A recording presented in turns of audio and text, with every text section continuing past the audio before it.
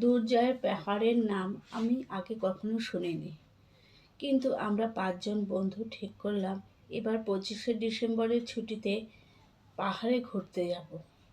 শীতের সকালে সূর্যি মামা থাকবে, মাথার উপরে গা গরম থাকবে, চারিদিকে বরফও পাওয়া যাবে, আর শীতে খাওয়া দাওয়াটাও তো বেশ হবে।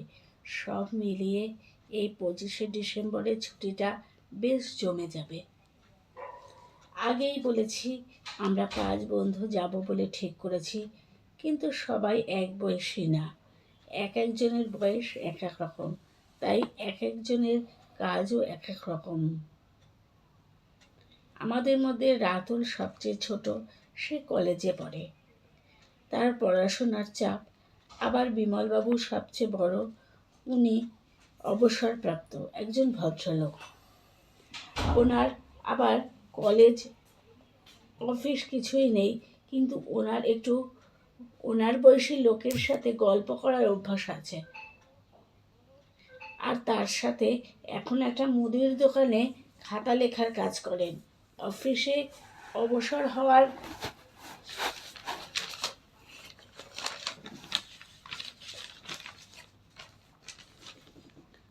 পর থেকে,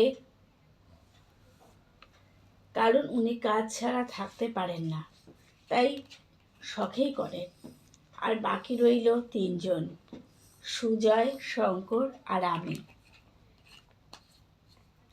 আমরা 3জনেই একটি বেসরকারি স্কুলে এখনো কর্মরত। বিশেষ ছুটি পাই না। 25শে ডিসেম্বর মানে বড়দিনের একটা লম্বা ছুটি পাওয়া গেছে, আর রাতের কলেজে এই সময় বন্ধ। বিমলবাবু যেহেতু অবসরপ্রাপ্ত, তাই তার অফিস ছুটি, কিন্তু দোকান বলে কিছুদিনের ছুটি নিতে হয়েছে। এই হলো আমাদের 5 বন্ধুর পরিচয়। আমরা 24শে ডিসেম্বর রাত্রেই বেরিয়ে গেলাম দুর্জয় পাহাড়ের উদ্দেশ্যে। সঙ্গে খাবার জন্য নিয়ে নিলাম কিছু শুকনো খাবার, জল, আর ছোট ছোট ব্যাগে নিলাম পরার জন্য 2-3টে জামা প্যান্ট। যাওয়ার সময় আমরা ট্রেনে করে গেলাম। দুর্জয় পাহাড়টা ছিল বাঁকুড়া আর বিষ্ণুপুরের মাঝখানে, তাই আমরা সবাই শিয়ালদা থেকে ট্রেনে উঠলাম। ট্রেন ছাড়লো রাত 11টা 22 মিনিটে। আমরা 5 বন্ধু বাঁকুড়া স্টেশনে পৌঁছালাম তখন প্রায় ভোর। ঘড়িতে দেখলাম সকাল ভোর 4:17। আমরা ট্রেন থেকে নেমে হেঁটে গিয়ে উঠে পড়লাম অটোতে উঠেই দুর্জয় পাহাড় বলতেই একবারে সোজা নিয়ে এলো অটো পাহাড়ের সামনে। আমরা তখন দেখলাম সামনে থেকে পাহাড়টাকে, কি সুন্দর। এটা তোমার জন্য এলো।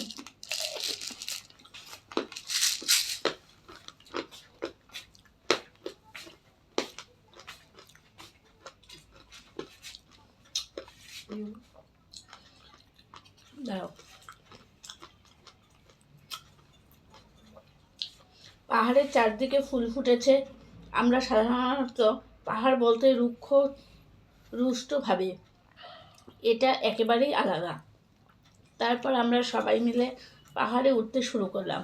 পাহাড়ে উঠতে উঠতে রাতুল বলে উঠল, আচ্ছা বিমল কাকু, এখানে আমরা কোনো গুপ্তধন খুঁজে পাবো না?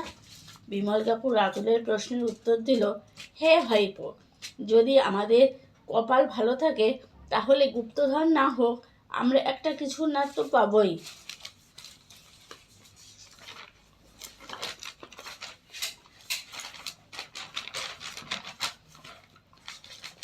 বলতে বলতেই আমি দেখলাম পাহাড়ের গায়ে কতগুলো কালো কালো দাগ কাটা, আর তার পাশে পাশে রয়েছে ছোট ছোট গর্ত, অনেকটা গুহার মতো। অনায়াসে সেখানে কোনো হিংস্র জন্তু জানোয়ার বাস করতে পারে। আমাদের মধ্যে শঙ্কর বলে ছেলেটি ছিল বেশ সাহসী। সে বলে উঠল, আমরা সবাই ওই গুহায় প্রবেশ করব। কিন্তু আমি একটু ভয় পাচ্ছিলাম। তারপরে শঙ্কর সাহস জোগাতে আমরা ওই গুহায় প্রবেশ করলাম। আর প্রবেশ করেই দেখলাম এক আশ্চর্য জিনিস, যা আগে আমরা কেউই কখনো দেখিনি। শুধুমাত্র রূপকথার গল্পতেই পড়েছি। আমরা সেই গর্তে প্রবেশ করে দেখি সেখানে এক নারী বসে আছে, যার চোখ দুটো থেকে আলোর রশ্মি বেরোচ্ছে। হাতের বদলে দুই হাতের জায়গায় রয়েছে দুটো ডানা। মুখটা পুরো গোলাপি। এক কথায় অপরূপা। আগেই বলেছি শঙ্কর খুব সাহসী। তাই শঙ্কর মেয়েটির সামনে গেল আর তাকে জিজ্ঞেস করলো, আপনার নাম কি? শঙ্কর যেই মেয়েটিকে বলল, আপনার নাম কি, মেয়েটিও সাথে সাথে উত্তর দিল, আমার নাম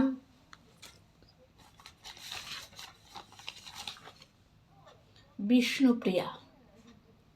তারপরে শঙ্কর মেয়েটিকে জিজ্ঞেস করলো, তুমি এখানে কতদিন ধরে রয়েছ? হ্যাঁ, মেয়েটি তার উত্তরে বলল, প্রায় 200 বছর ধরে আমি এখানে বন্দি রয়েছি। সবাই আসে, আমাকে দেখে, আমার সাথে দু একটা কথা বলে আর চলে যায়। কেউ আমাকে মুক্ত করে না। মেয়েটির কথা শুনে আমরা 5 বন্ধু একসঙ্গে বলে উঠলাম, আমরা তোমাকে মুক্ত করে আমাদের সঙ্গে নিয়ে যাব। সেই শুনে মেয়েটিও বলল, তাহলে তোমরা বেশিক্ষণ এই গুহার মধ্যে থেকো না, তোমাদের বিপদ হতে পারে। তোমরা আমাকে নিয়ে এক্ষুনি এখান থেকে চলো। ওই মেয়েটির কথা শুনে আমরাও মেয়েটিকে সঙ্গে করে নিয়ে তাড়াতাড়ি গুহার থেকে বাইরের দিকে বেরিয়ে এলাম। আর কিছু ঘুরে দেখাই হলো না। পরের দিন ট্রেন ধরে কলকাতায় রওনা দিলাম। আর সবাই মনে মনে ভাবতে লাগলাম, কলকাতায় ফিরে এই মেয়েটিকে কোথায় রাখা হবে। কিন্তু আমরা যখন সবাই কলকাতায়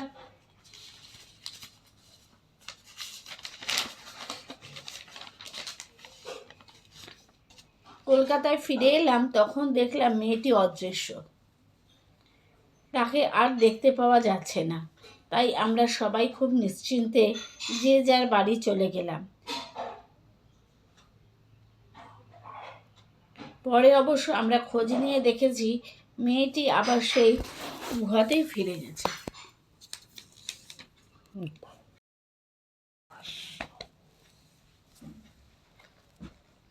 সত্যি কথা বলতে প্রায় মাস যাবৎ কোনো ট্রেন এসে দাঁড়ায়নি এই স্টেশনে। তাই সবাই একটু ভয়ে ভয়ে এই স্টেশনটা অতিক্রম করে। কেউ কিছুতে চড়ে বা কেউ পায়ে হেঁটে যখন যেমন হয় আর কি। কিন্তু কেউই জানে না কেন এই স্টেশনে কোনো গাড়ি দাঁড়ায় না। কেউ জানার চেষ্টাও করেনি কোনোদিন। কারোর যদি এই স্টেশনের আশেপাশে কোনো দরকার থাকে, তাহলে সে এই স্টেশনের আগের অথবা পরের স্টেশনে নামে। কিন্তু এই স্টেশনে যেহেতু কোনো গাড়ি দাঁড়ায় না, আর ভয়েও কেউ নামে না। কিন্তু হঠাৎই এক ভদ্রলোক, বয়স প্রায় 50-এর কাছাকাছি, রোগা, লম্বা, মুখে কাঁচা পাকা দাড়ি, তাকে দেখা গেল স্টেশনের উপরে। সে ওই স্টেশনে অপেক্ষা করছিল গাড়ি ধরার জন্য। কিন্তু প্রায় ঘন্টা 2 হয়ে গেল, একের পর এক গাড়ি স্টেশনের উপর দিয়ে গেলেও কোনোটাই দাঁড়াচ্ছে না। ভদ্রলোক ঘন্টা 2 এর পর স্টেশন মাস্টারের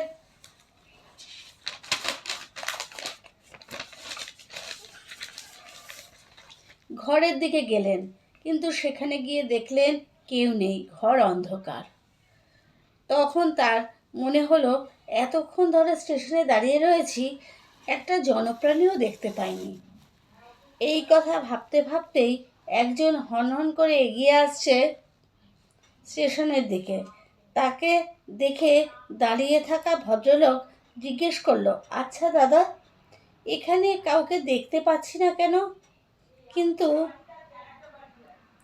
হনন করে এগিয়ে আসা লোকটি কোনো রকম কোনো উত্তর না করে সোজা হেঁটে যেতে লাগলো। তার হাঁটা দেখে যেন মনে হয়েছিল সে খুব তাড়াতাড়ি তার গন্তব্যস্থানে পৌঁছাতে চায়। তার এই তাড়াহুড়ো দেখে দাঁড়িয়ে থাকা ভদ্রলোক আর কোনো প্রশ্ন করল না হেঁটে আসা লোকটিকে। কিন্তু প্রশ্ন না করলেও এবার ভয় পেয়ে গেল ওই দাঁড়িয়ে থাকা ভদ্রলোক। সে ভয় পেয়ে আর ফিরে গেল না ওই স্টেশনে, বরং সে স্টেশনের বাইরে দাঁড়িয়ে রাম নাম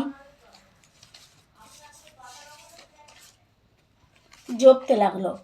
রাম রাম জপতে জপতে আচমকাই একটা অটোরিকশা এসে দাঁড়ালো ভদ্রলোকের সামনে। আর অটোরিকশার চালক বলে উঠল, আপনি তো গাড়ি খুঁজছেন, বসুন আমার গাড়িতে। আর আপনি কোথায় যাবেন তাই বলুন, আমি পৌঁছে দেবো আপনাকে নিরাপদে। সেই শুনে ভদ্রলোকও চড়ে বসলো অটোতে। অটোটা তুফানের মতো ছুটল। এখন তার গতি রাস্তার পাশের গাছপালাও দেখা যাচ্ছে না। ভদ্রলোক মনে মনে ভাবতে থাকলো, এরকমভাবে গাড়ি ছুটলে তো ভালোই, খুব তাড়াতাড়ি পৌঁছে যাব।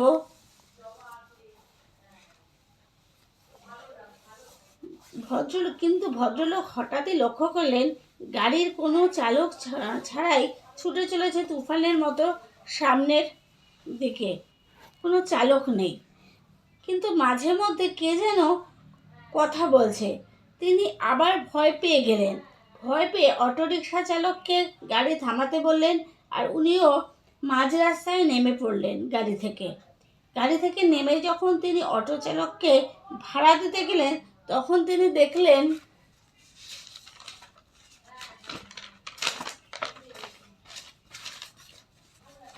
অটো চালক হাত বাড়িয়ে ভাড়া নিচ্ছেন, আর উনি জায়গাতেই বসে আছেন। কিন্তু ভাড়া নেওয়ার পর যখন আবার গাড়ি চলতে শুরু করলো, তখন উনি লক্ষ্য করলেন গাড়িতে আর কোনো চালক নেই। চালক ছাড়াই গাড়ি ছুটে চলেছে সামনের দিকে। ভদ্রলোক মাঝ রাস্তা থেকে হেঁটেই তার গন্তব্যে পৌঁছালেন, কারণ তিনি আর কিছুতেই চড়তে সাহস পেলেন না। অবশেষে যখন হেঁটে গন্তব্যে পৌঁছালেন, তখন জানতে পারলেন ওই স্টেশনে ট্রেন দাঁড়ায় না কেন।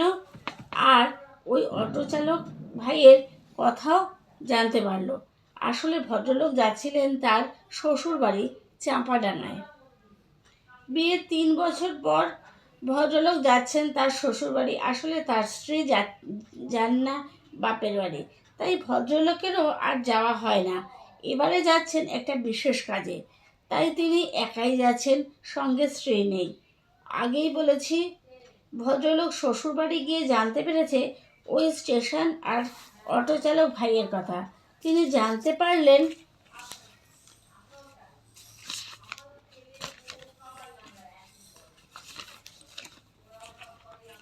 আর আরও ভয় পেতে শুরু করলেন। সাথে অনেক অবাকও হলেন এই ভেবে যে অটো চালক ভাইয়ের জন্যই ওই স্টেশনে কোনো গাড়ি থামে না। শোনা যায় এক সকালে ওই অটো চালক ভাই ওখানেই কোনো গাড়িতে চাপা পড়ে মারা গিয়েছিলেন। তাই ওই স্টেশনে যদি কেউ বিপদে পড়ে, তাহলে ওই অটো চালক গাড়ি নিয়ে পৌঁছে যায় তার কাছে।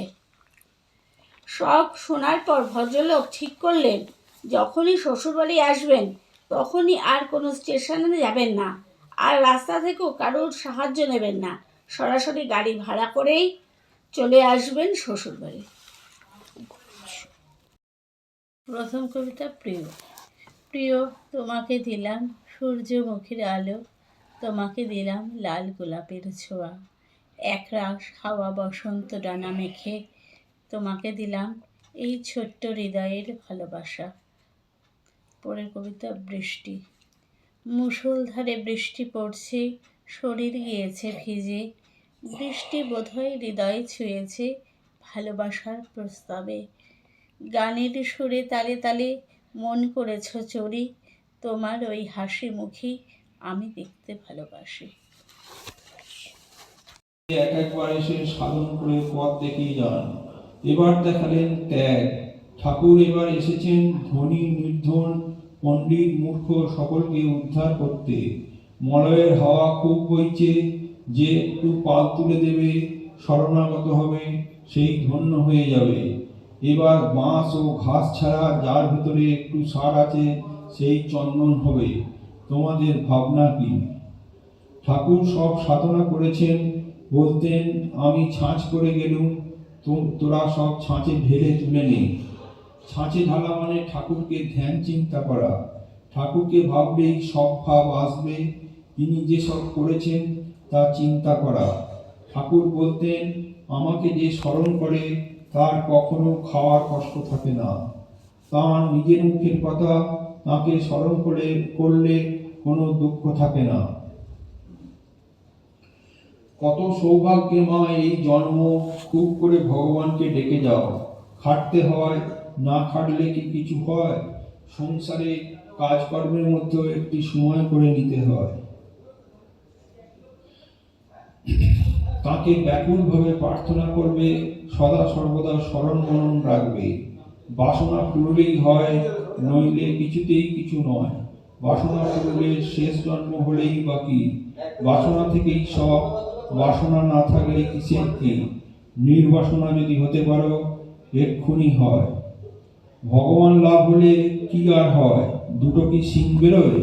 না, মন শুদ্ধ হয়, শুদ্ধ মনে জ্ঞান চৈতন্য লাভ হয়।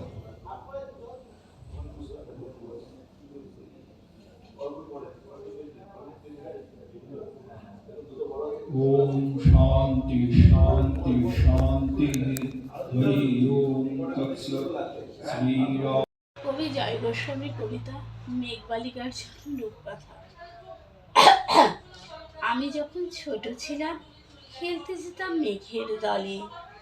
একদিন এক মেঘবালিকা প্রশ্ন করলো কৌতূহলে, এই ছেলেটা নাম কি রে তোর? আমি বললাম ফুসমন্তর। মেঘবালিকা রেগেই আগুন, মিথ্যে কথা, নাম কি অমর হয় কখনো? আমি বললাম নিশ্চয়ই হয়, আগে আমার গল্প শোনো। সে বলল শুনবো না, যা, সেই তো রানী, সেই তো রাজা, সেই তো একই ঢাক তলোয়ার, সেই তো একই রাজার কুমার পক্ষীরাজে, শুনবো না আর ওসব বাজে। আমি বললাম তোমার জন্য নতুন করে লিখবো তবে। সে বলল সত্যি লিখবি? বেশ, তাহলে মস্ত করে লিখতে হবে, মনে থাকবে, লিখে কি আমায় দিবে? আমি বললাম তোমার জন্য লিখতে পারি এক পৃথিবী। লিখতে লিখতে লেখা যখন সবে মাত্র 2-4 পাতা, হঠাৎ তখন ভূত চাপলো আমার মাথায়। খুঁজে খুঁজে চলে গেলাম ছোটবেলার মেঘের মাঠে। গিয়ে দেখি চেনা মুখ তো একটিও নেই এ তল্লাটে। একজনকে মনে হলো ওরই মধ্যে অন্যরকম। এগিয়ে গিয়ে বলি তাকে, তুমি কি সেই মেঘবালিকা? তুমি কি সেই? সে বলেছে মনে তো নেই, আমার ওসব মনে তো নেই।